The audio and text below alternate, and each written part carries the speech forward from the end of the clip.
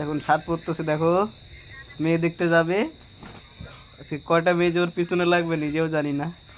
দেখো শার্ট পরার ডিজাইনটা দেখো, তোকে হ্যাপি লাগছে। কয়টা মেয়ে पढ़বে? और हम लोग नहीं पढ़ता हूँ। तो क्या करता है? लड़की का साथ थोड़ा मजाक करता हूँ। किस लिए? अच्छा लगता है मेरे को। क्यों रे? देखो एक मेरा मन चाहता है मजाक करने के लिए, मजाक करता हूँ। ऐसे ऐसे क्या फर्क पड़ता है? सीरियस नहीं लेता हूँ इस लड़की को। क्यों सीरियस क्यों नहीं लेता है? नहीं हमको क्यों नहीं लेता है? अच्छा नहीं लगता है। क्यों रे?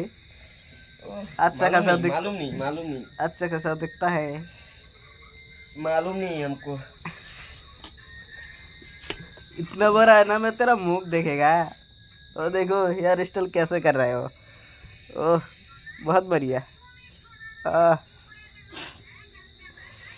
रेडी हो गया? ऐसे ही ऐसे लोग